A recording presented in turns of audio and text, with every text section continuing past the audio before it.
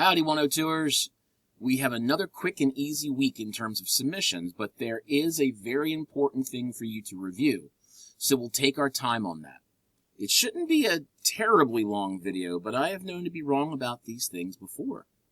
So, since we're heading into the last third of the class with your draft due next week, not this week, I just need you to relax and make sure that you watch the end of this video for the intended schedule of events that I talked about last week as well, okay? Do that, and your stress will melt away. Okay, cool. Now that we're set up to start, let's visit our old friend, the announcement here, to make sure that you remember that there are important things involved with each announcement. I started putting the actual date range at the top of the announcement. So if this is helpful to you, please drop me an email and just say yes or, hey, I never really noticed it before, it doesn't matter. Truthfully, I think that just saying week 10, week 11, week 12, week whatever might be a little confusing to you, but actually giving you a date range might be helpful. In any case, anything is listed here that you need, folks. After that, you just scroll down. We have our announcement. We have our video chapter listing. You've got the paper that you're going to want to look through. You've got the sample paper here, all the materials, and then the assignment that will be due for this date here. Okay? Okay. Perfect. Now, going back to the main page, if we go over here to the 102 Masterclass schedule, click on that. There we go. Scroll all the way down to week 11, and you can see that we have two things to read through today. And we're going to have one assignment, which is indeed a discussion board. That's going to help you focus your ideas for the counterargument and the rebuttal. So, just let you know, we're givers here at Delaware Tech, people. Givers. Anyway, all that being said, let's start with the tips for writing counterarguments and rebuttals. Boom, there we go. And this page has some nuggets of information, but unfortunately, it's rather quick and lacks a lot of solid discussion on not just what to do, but why we do it in the first place. I've sometimes asked someone during a debate, did you just wait for me to take a breath so that you could just jump in and start speaking? Or did you actually have something of note to say? Seriously, how many of us just listen for breaks in the conversation to jump in without really having any idea of what the other person was saying?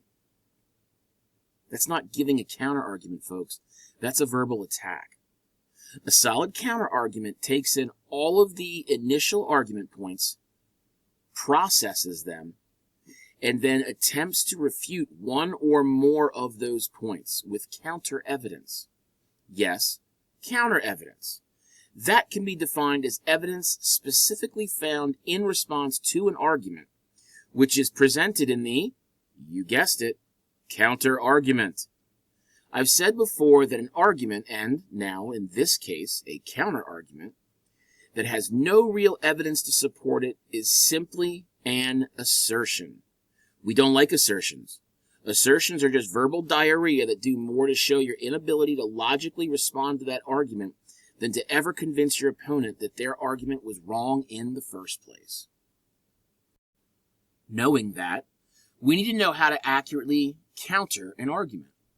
The first thing we have to do is provide a very clear and solid transition to illustrate to your reader that we are leaving the main argument and heading in a completely and totally different direction. There are many appropriate transitions that you can use here. Some are listed on this page, and I have also provided another link in your announcement that honestly I'm going to show you right now.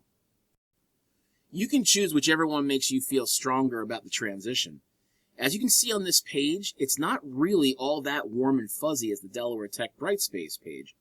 But what it lacks in back rubs and unicorns, it makes up for more in down and dirty mechanics. By looking at this page, you can see how the sausage is made. Seriously, though, this is a very helpful page to get you thinking about transitions and assembling those ideas. So let me talk about it for a minute. What we have here is from the Pennington Publishing writing blog, which is brilliant. It is really meant for writers, not just people who are kind of curious about it. This is for people who need to craft a counter argument. And the one thing I want you to pay attention to is all of the bolded and maroon text here. And at first glance, it's not going to make a damn bit of sense to you. First contrasting transition, plus name the opposition, plus strong verb, plus opposing point of view, plus evidence, plus analysis, plus second contrasting transition, plus referencing the opposing point of view, plus turn. Huh? Okay, break it down slowly. The first contrasting transition is going to tell our readers, hey, we're no longer talking about my argument. We're now going to talk about the opposing point. So we use words like however, but, admittedly, although, alternatively. Those are knee-jerk reactions to let you know that, hey, we're going in a different direction. Then, name who the opposition is. It's not just the other idiots. No. And really, honestly, I disagree with their examples on this page, too. Others or some don't really tell me jack squat. So if you're writing a paper on raising the penalties for repeat DUI offenses, you know, those individuals who feel that alcoholism is an uncontrollable disease, that's so much more descriptive than others or some, isn't it? Then we get into strong verbs and of denial, assertion, or just simply assertion. So sometimes we might say that these people reject or oppose, disagree, question, doubt this view.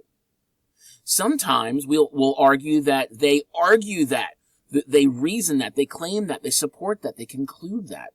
These are great verbs to kind of show the direction that you're going in. And then you're going to state what the counter argument is.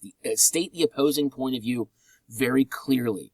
Remember, be complete and be clear. Some of you saw this in your feedback for the outlines.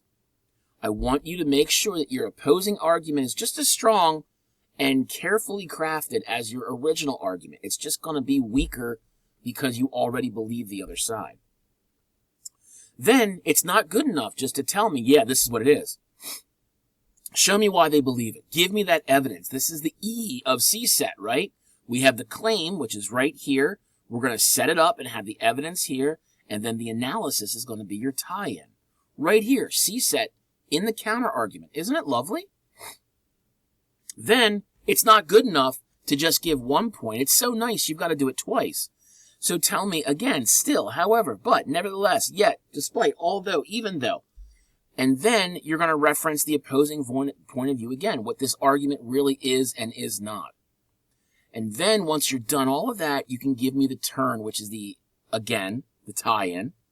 And you're going to show how this criticism of your argument is acceptable, or it's something to reject, or maybe there's strong points and weak points. But all of that is going to help you come together and figure out a really solid counter argument. This page here is so very, very, very helpful that I am shocked that nobody else uses it. Going back to the happy puppy dogs and rainbows page of Brightspace, you can see that this is how to put together the rest of the counter argument and the rebuttal in a very nice and easy way. After that oh so necessary transition, once again you'll have to work in CSET. By making the claim to your main argument point, after that you hit the reader with your setup and then provide the evidence as to why your claim for the counter argument is actually a strong idea. It's literally the exact same thing that you did in your argument, but now you're going to the opposite direction. Finish up with the tie-in, and you'll actually have a pretty solid counter-argument. Now, don't rest on one idea. You want to do it again, just like I said. So if I were you, I would make sure that you would deliver this from the Pennington Publishing Post, but that's okay. Once you've established the counter-argument, you get to switch gears again, once more using CSET, and present why, while the counter-argument seems okay, it's actually still all about your argument itself. You can tear down your counter-argument here to show why all the material is still the strongest thing going because it's your side. Again, the most important thing here is both a solid transition showing that you're moving in a different direction again, and the evidence that you are using to support these rebuttal points. Now, in a few minutes, I'm going to show you the discussion board I expect you to do, and this will make a whole lot more sense because I put a pretty solid sample post in there. Okay? So, counter argument, you can use this page. I personally like this page better, but either one works.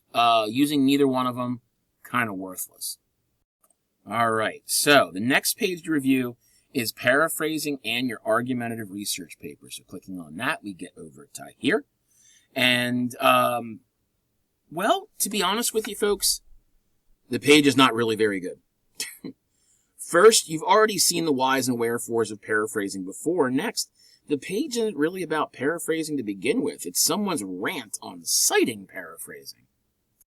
Just remember that if you use any outside source, whether you directly quote it, also known as copying and pasting, or paraphrasing it, also known as taking someone else's ideas and putting them into your own words that everyone understands it better, you must cite it. Now and forever. Don't ever forget that. It's not your material, then you must give credit to the original author. So what's the big takeaway from this page? The type of citing that you must do. Officially, the American Psychological Association states that you must provide, provide the author, year of publication or update, and the location of the information, that's the page or paragraph number, for any direct quote. The APA also states that for any paraphrase, you must provide the author and the year of publication or update, but the location of the information is an option, which means that you can choose to include it or not. They leave it up to your receiving institution or instructor. Now, to be 100% honest with you, I prefer seeing the location of the information. Again, that's page or paragraph number in every single citation. So do it. Why am I having you do this? Well, again, in a direct quote, it's a rule. In a paraphrase, it shows me and your readers not just where the paraphrase begins, right after the year, but also where it ends. Your reader never has to guess if the next sentence is part of the paraphrase or the beginning of your tie-in. There's no muddy waters here, folks. Now, some of my colleagues are dead set against this, and I have no idea why. You're literally adding as many characters to each citation as you would if you typed in a telephone number. That's it. Honestly, you're probably adding more characters to the telephone number, but whatever. So this is called bookending, and you can see that right down here. Oh, look, parenthetical. Oh, here we go. Citations. Oh, look, bookending.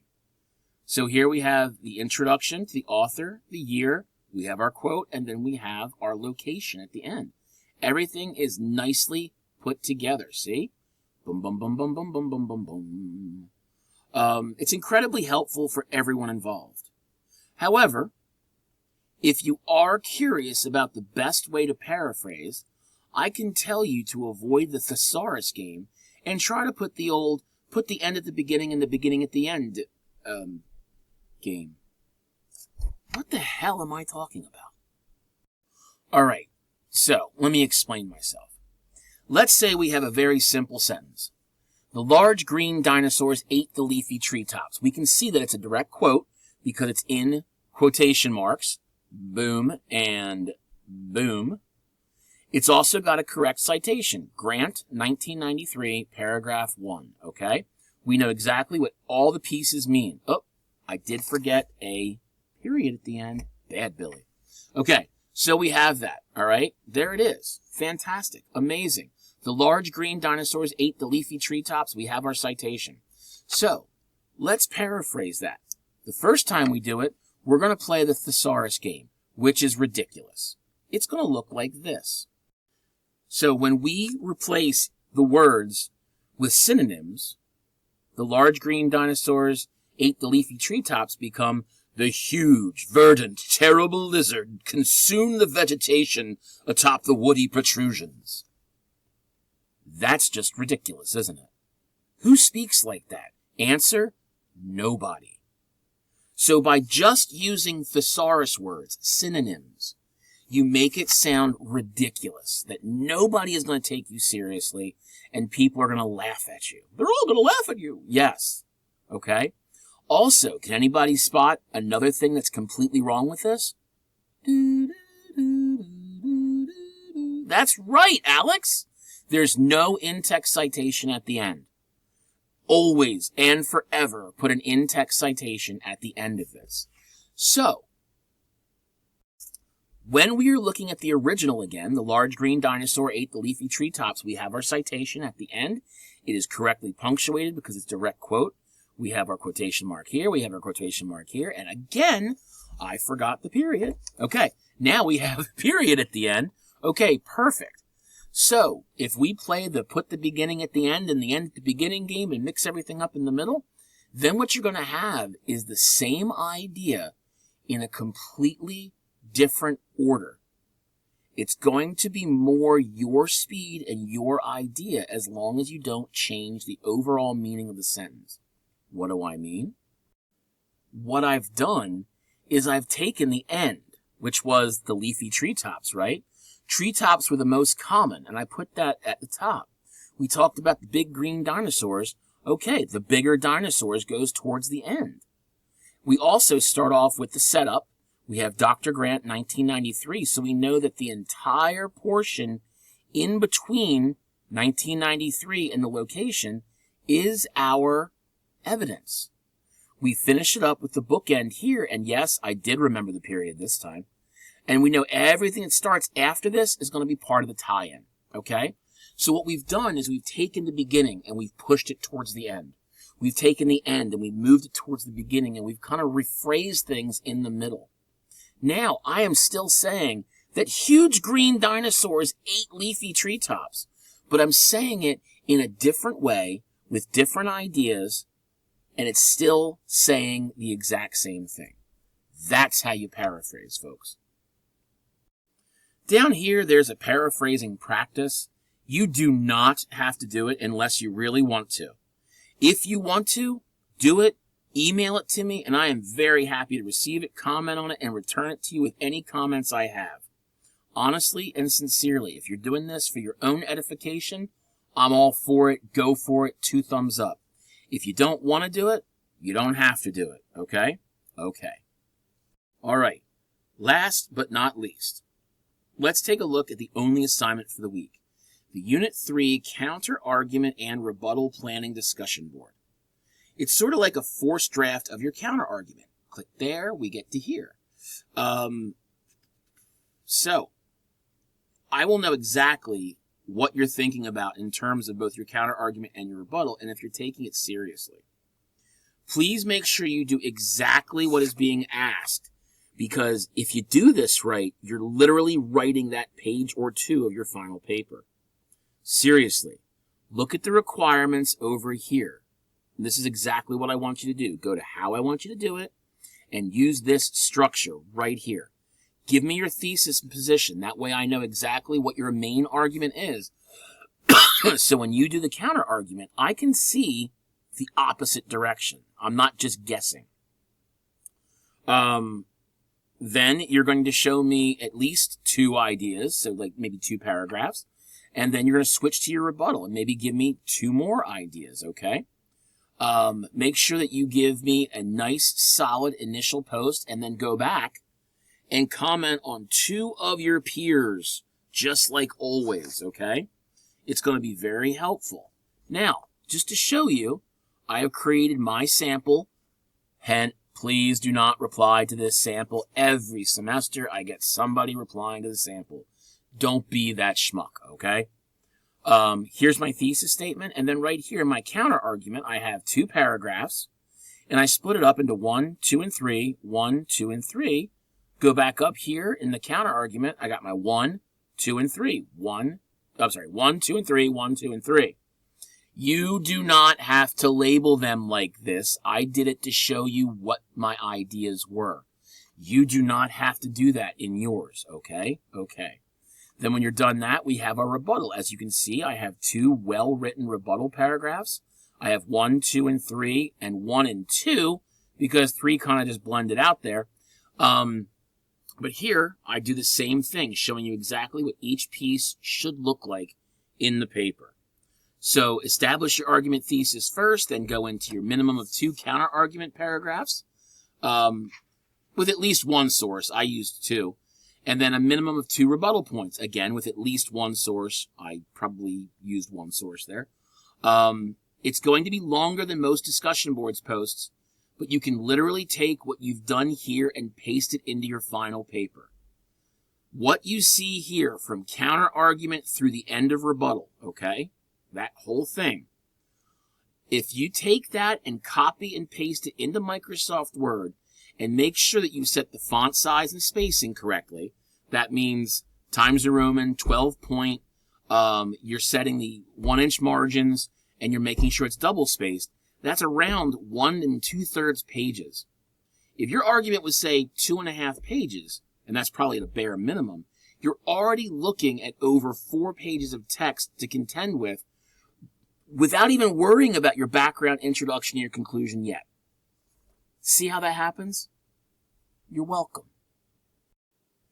If you listened to me and did what I asked last week, you should already have your argument points completed and sitting safely in a file somewhere.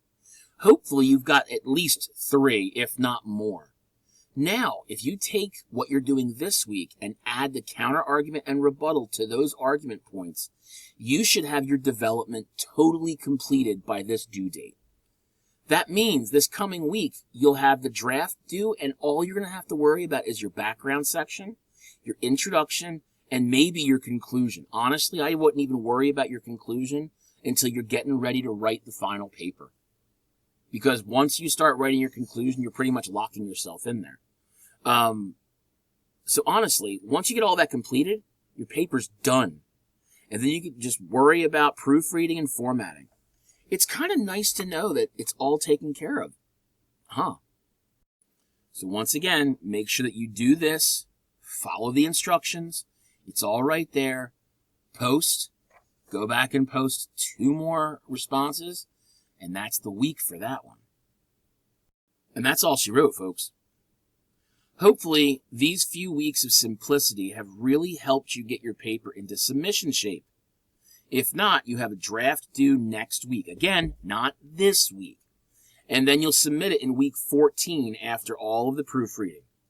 Keep chipping away at it. Now have a great week. I hope Halloween was a lot of fun without a lot of toilet paper. And now it's dark and cool. In any case, get the material complete, and next week will be a lot easier for you. Promise. See ya.